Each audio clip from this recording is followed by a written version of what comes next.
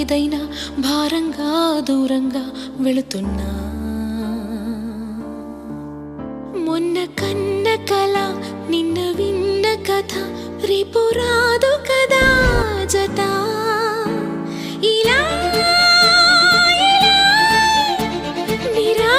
నిరాశగా